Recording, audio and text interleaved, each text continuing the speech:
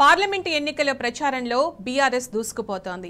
సింగరేణి వ్యాప్తంగా 11 ఏరియాలలో BRS MP అభ్యర్థుల ప్రచారానికి సింగరేణి కార్మికులు బ్రహ్మరథం పడుతున్నారు. పెద్దపల్లి ఎంపీ అభ్యర్థి కొప్పుల ఈశ్వర్ మంచిర్యాల జిల్లాలోని సింగరేణి కార్మికులను కలిసి వారి కష్టాలను అడిగి తెలుసుకున్నారు. శ్రీరాంపూర్లో కొప్పుల ఈశ్వర్తో కలిసి ఎన్నికల ప్రచారంలో పాల్గొన్న తెలంగాణ బొగ్గుగని కార్మిక సంఘం రాష్ట్ర అధ్యక్షుడు మిర్యాల రాజిరెడ్డితో మా ప్రతినిధి Umesh face to face. Singareni వ్యాప్తంగా పార్లమెంట్ ఎన్నికల నేపథ్యంలో బీఆర్ఎస్ పార్టీ దూసుకుపోతుంది ప్రచారంలో. తెలంగాణ రాష్ట్ర ఏర్పాటులో చారిత్రాత్మకమైన పాత్ర పోషించిన సింగరేణి కార్మికులకు సీఎం కేసీఆర్ నాయకత్వంలో తెలంగాణ బొగ్గుగని కార్మిక సంఘం ఆధ్వర్యంలో నాటి సీఎం కేసీఆర్ ఆధ్వర్యంలో అనేక హక్కులు కూడా సాధించి పెట్టిన ఘనత టీబీజీకేది. ప్రస్తుతం మనతో పాటు మాట్లాడడానికి తెలంగాణ బొగ్గుగని కార్మిక సంఘం అధ్యక్షులు మిర్యాల రాజిరెడ్డి గారు ఉన్నారు. రాజిరెడ్డి గారు చెప్పండి, ప్రధానంగా ఇవాళ పార్లమెంట్ ఎన్నికల నేపథ్యంలో కార్మికుల స్పందన ఎట్లా ఉన్నది, సింగరేణి వ్యాప్తంగా ఏమంటున్నారు? పెద్దపల్లి పార్లమెంటు బీఆర్ఎస్ అభ్యర్థిగా కొప్పుల ఈశ్వర్ గారు బరిలో ఉన్నటువంటి విషయం అందరికీ తెలిసిందే. ఈ నేపథ్యం అంటే 26 సంవత్సరాల కాలం పాటు ఒక సింగరేణిలో కార్మికుడిగా పనిచేసినటువంటి కొప్పుల ఈశ్వర్ గారు ఈ ప్రాంతంలోనే పుట్టినటువంటి, ఈ ప్రాంతంలో పెరిగి విద్యాబుద్ధులు నేర్చుకున్నటువంటి కొప్పుల ఈశ్వర్ గారిని తెలియనటువంటి లేరు. ఈరోజు ముఖ్యంగా సింగరేణిలో ఉన్నటువంటి ఈ రామగుండం అండ్ బెల్లంపల్లి రీజియన్లో 30,000 మంది కార్మికులు అయితేంది, ఒక 20,000 మంది రిటైర్డ్ కార్మికులు అయితేంది, వాళ్ళ కుటుంబ సభ్యులు అయితేంది, ఈ ప్రాంతంలో ఉన్నటువంటి వాళ్ళందరూ కూడా ఉన్నారు. కాబట్టి అందరు కూడా ఈరోజు బావుల మీదకి వెళ్తున్నప్పుడు అన్ని పార్టీల కంటే భిన్నంగా కూడా కొప్పుల ఈశ్వర్ గారు ప్రతి మైన్లో వెళ్ళి ప్రతి కార్మికురాలని కూడా కలుసుకుంటూ, ఆఫీసర్లను అందరినీ కూడా కలుసుకుంటూ, ఈరోజు నేను ఒక కార్మికుడిగా ఉన్న మీ కార్మికుల కష్టాలు తెలిసినటువంటి వాడిని, అందుకే నన్ను ఆశీర్వదించండి, పార్లమెంటులో మీ సమస్యలను పరిష్కరిస్తా.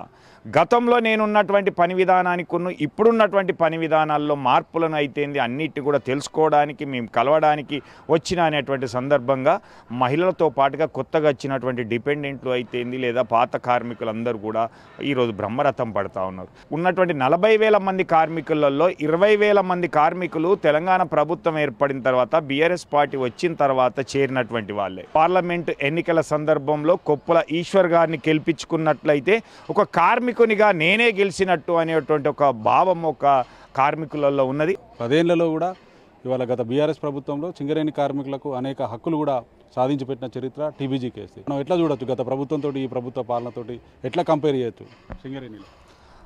తెలంగాణ ఉద్యమం తర్వాత రాష్ట్ర ఏర్పడడంలో కీలక పాత్ర పోషించాం. దాన్ని గుర్తించినటువంటి ముఖ్యమంత్రి కేసీఆర్ గారు సింగరేణి కార్మికులకు ఎన్ని ఇబ్బందులు వచ్చినా హైకోర్టు, సుప్రీంకోర్టు తప్పు పట్టినప్పటికి కూడా డిపెండెంట్ జాబ్స్ ఇవ్వడం అయితేంది, సకల జనుల సమ్మెలో సమ్మె చేసినటువంటి వాళ్ళకు జీతాలు తిరిగి ఇవ్వడం అయితే, లీవులు తిరిగి ఇవ్వడం అయితేంది, తెలంగాణ ఇంక్రిమెంట్ అనేది భారతదేశంలో ఏ రాష్ట్రంలో కొత్తగా రాష్ట్రం ఏర్పడినా కానీ ఇవ్వనటువంటిది ఒక్క సింగరేణిలోనే ఇప్పించినటువంటి ఘనత అయితేంది, వృత్తి పన్ను రద్దు చేయడం అయితేంది, ఇన్కమ్ ట్యాక్స్ కోసం మొట్టమొదటి అసెంబ్లీలోనే తీర్మానం చేసి కేంద్రానికి పంపడం అయితేంది, అలాగే ఏసీ సౌకర్యం అయితేంది, 1% ఎలక్ట్రిక్ ఛార్జెస్ తగ్గియడం అయితేంది, తల్లిదండ్రుల యొక్క సూపర్ స్పెషాలిటీ వైద్యం అందించడం అయితేంది, బదిలీ వర్కర్స్ని 190 to 40 కాగానే వాళ్ళని సర్ఫేస్ చేయడం అయితేంది, మా జనరల్ మజ్దూర్ చేయడం అయితే, ఇలాంటి అనేకం చేసినాం.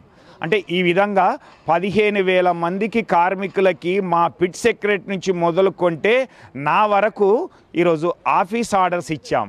కానీ ఈరోజు వచ్చినటువంటి ప్రభుత్వం కొత్తగా వచ్చేటువంటి ఆ రోజు ఉన్నటువంటి మెడికల్ బోర్డు సందర్భంలో అన్ఫిట్ అయినటువంటి వాళ్ళకు ముఖ్యమంత్రి అయితేంది, ఉప ముఖ్యమంత్రి వాళ్ళ చేతుల మీద ఉద్యోగ పత్రాలు ఇవ్వాలని హైదరాబాద్ పిలిపించి ఎంత ఇబ్బంది పెట్టిండ్రు అనేటువంటిది ఒకటి మనం అర్థం చేసుకున్నట్లయితే గత ప్రభుత్వానికి ఈ ప్రభుత్వానికి తేడా ఏంటో తెలుస్తుంది. బొగ్గు బ్లాకుల వేలాన్ని అడ్డుకొని సింగరేణి ఆధ్వర్యంలోనే బొగ్గు బావులు తీయాలనేటువంటిది ఈరోజు బీఆర్ఎస్ పార్టీ యొక్క నిర్ణయానికి అనుకూలంగా వెళ్తేనే మన సంస్థను రక్షించుకోగలుగుతాము. జాతీయ పార్టీలైనటువంటి కాంగ్రెస్, బీజేపీ కూడా అనేక హామీలు కూడా ఇవాళ కార్మికులకు గుప్పిస్తున్నాయి. దీన్ని మనం ఎట్లా చూడవచ్చు? ఈరోజు మనం చూసాం, నరేంద్ర మోడీ గారే స్వయంగా ఆర్ఎఫ్సిఎల్ ఓపెనింగ్కి వచ్చినప్పుడు ఈ సంస్థను ప్రైవేటీకరణ చెయ్యము, ప్రైవేటీకరణ జరగదు అన్నాడు.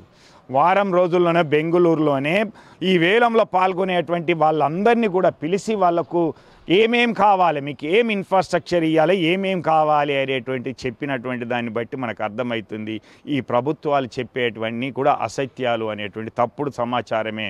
ఈ సింగరేణి ప్రైవేటీకరణ చెయ్యాలనేటువంటి ఆలోచనతో ఉన్నటువంటి ఈ బీజేపీ అయితేంది, కాంగ్రెస్ అయితేంది తప్పితే దీన్ని రక్షించుకోవాలనేటువంటి ఆలోచన లేదు. అలాగే అరచేతిలో వైకుంఠం చూపించారు, అనేక వాగ్దానాలు చేశారు. 6 గ్యారంటీలు ఎలాగైతే అమలు జరగట్లేదో, మోడీ ప్రభుత్వం చెప్పినటువంటిది ఏది కూడా అమలు జరగట్లేదో, అదేవిధంగా ఈరోజు సింగరేణికి సంబంధించినటువంటి సమస్యల మీద కూడా ఏది కూడా సమస్యకు పరిష్కారం లేదు. 13లో జరిగేటువంటి ఎన్నికల్లో ఎవరు గెలిస్తే బాగుంటుంది అనేటువంటి ఒక విప్లవాత్మకమైనటువంటి నిర్ణయం తీసుకొని సంచలనాత్మకంగా ఈరోజు మరొకసారి బీఆర్ఎస్ పార్టీకి అండగా ఉంటుంది సింగరేణి కార్మిక వర్గం అనేటువంటి తెలియజేస్తా ఉన్నాం. ఓకే, థ్యాంక్ యూ అండి. మొత్తంగా నాటి ముఖ్యమంత్రి కేసీఆర్ గత 10 ఏళ్లలో సింగరేణి కార్మికులకు అనేక హక్కులు సాధించి పెట్టారని, అలాగే ఏదైతే సింగరేణి వ్యాప్తంగా ఉన్నటువంటి 40,000 మంది సింగరేణి కార్మికులతో పాటు కార్మిక కుటుంబాలు కూడా మే 13న జరిగే ఎన్నికల నేపథ్యంలో బీఆర్ఎస్ పార్టీకి తమ సంపూర్ణ మద్దతు ఇస్తారని, అలాగే ఏదైతే ఇవాళ జాతీయ పార్టీలు అయినటువంటి కాంగ్రెస్, బీజేపీ పార్టీలు ఏదైతే కార్మికులకు బుటకబు ఏదైతే హామీలు ఇస్తూ వాళ్ళను మోసపూరిత విధంగా వ్యవహరిస్తున్నాయంటున్నారు టీబీజీకేఎస్ అధ్యక్షుడు మిర్యాల రాజిరెడ్డి. ఇది ఇక్కడ తాజా పరిస్థితి. విడుదల శ్రీనివాస్తో ఉమేష్ టీ న్యూస్, మంచిర్యాల.